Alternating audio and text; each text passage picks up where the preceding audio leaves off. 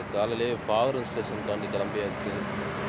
எங்கேன்னு பார்த்தா வத்தலக்குண்டு. ஸோ மதுரையிலேருந்து நியர்பை அப்படின்றனால பைக்கில் கிளம்பியாச்சு. ஃபார்ம் வந்து வத்தலக்குண்டில் இது நமக்கு 2வது ஃபார்மோ 3வது ஃபார்மோ நம்ம ஃபாகர் இன்ஸ்டால் பண்ணுறது. ஃபார்ம் பார்க்கலாம் எப்படி இருக்குன்னு. ஃபார்ம் மொத்தம் பார்த்திங்கன்னா 2 ஃபார்மு. இந்த ஃபார்ம் வந்து வத்தலக்குண்டில் அவுட்டரில் இருக்குது. வத்தலக்குண்டு திண்டுக்கல் ரோட்டில் பைபாஸில் இந்த ஒரு ஃபார்ம் போட்டிருக்காங்க. ஒரு பிளாட்டில் தான். ஸோ அந்த பிளாட்டில் வந்து ஃபார்ம் வந்து ரெடி பண்ணியிருக்காங்க. மொத்தம் 2 ஃபார்மு.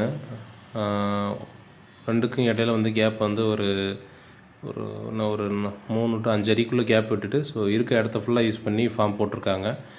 சுற்றி வந்து காம்பவுண்ட் வால் எழுப்பியிருக்காங்க. கிட்டத்தட்ட ஒரு 5 to 6 அடிக்கு காம்பவுண்ட் வால் எழுப்பி சேஃப்டிக்காண்டி போட்டிருக்காங்க.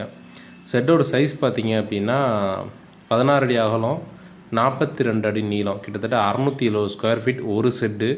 அந்த மாதிரி மொத்தம் 2 செட்டு கிட்டத்தட்ட 1300 ஸ்கொயர் ஃபீட் வருது. எடுத்தோடனே பெரிய அளவுக்கு தானே ஃபார்ம் போட்டிருக்காங்க. ஸோ நம்மகிட்ட எல்லாம் கால் பண்ணி டீட்டெயில்ஸ் கேட்டாங்க. நம்மளும் சொன்னோம். இந்த ஃபேன் எல்லாம் கொஞ்சம் அரேஞ்ச் பண்ணி கேட்டிருந்தாங்க. அதுக்கேற்றப்பல ஃபேனில் அரேஞ்ச் பண்ணி கொடுத்தோம். செட்டில் எதுவும் சேஞ்ச் பண்ணணுமா, எல்லாம் ஓகேவான்னு கேட்டிருந்தப்ப செட்டை பார்த்தோன்னே நமக்கு தோணுது கம்பு வந்து நம்ம சொன்ன கடையில் தான் எடுத்திருந்தாங்க. ஸோ அதுக்கும் சொன்னோம். பட் போட்டது பார்த்திங்க அப்படின்னா சென்டரில் வந்து கால் ஊண்டலை. எப்பயுமே சொல்லியிருக்கேன், ரொம்ப அகலமாக போடும்போது கண்டிப்பாக சென்டரில் கால் ஊண்டணும். இல்லாட்டினா நம்ம வெயிட்க்கு அப்படி தொங்கி கம்பு உடைய ஆரம்பிச்சிடும். இது கூரை மேயறவங்களுக்கு தெரியாது. ஸோ நம்ம சொன்னதுக்கப்புறம் அவங்க அதை ரெடி பண்ணி சென்டராக வந்து 2 கால் ஊண்டினாங்க.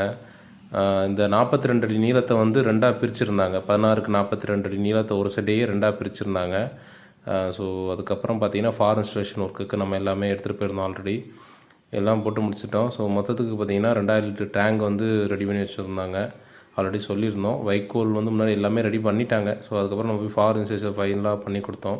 2 செட்டுக்குமே தனித்தனி மோட்ரு, தனித்தனி டைமர் போட்டு தனியாகவே செப்பரேட்டாக பண்ணி கொடுத்தோம். இது 2மே ஒரே இதில் பண்ணாமல். ஸோ அப்போ தான் ப்ரெஷர் நல்லாயிருக்கும் அப்படின்ட்டு டோட்டலாக ஃபைனலாக வந்து எல்லா ஃபார் ஒர்க்கு முடிச்சுட்டு அவங்களுக்கு எல்லா கரெக்ஷன்லாம் எந்தெந்த செட்டில் என்னென்ன கரெக்ஷன் இருக்கோ எல்லாமே நீட்டாக சொல்லிவிட்டு நம்மளோட ஃபார் இன்ஸ்டலேஷன் ஒர்க்கே முடிச்சிட்டோம். ஃபாக் வந்து எப்படி வருதுன்னு நீங்களே பார்த்துட்டு கமெண்ட் பண்ணுங்கள்.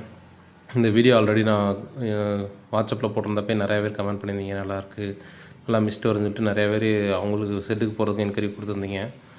ஸோ 2-3 கடையில் இருந்து கூட நல்லாயிருக்குன்னு சொல்லி அவங்களும் எனக்கு சொல்லியிருந்தாங்க.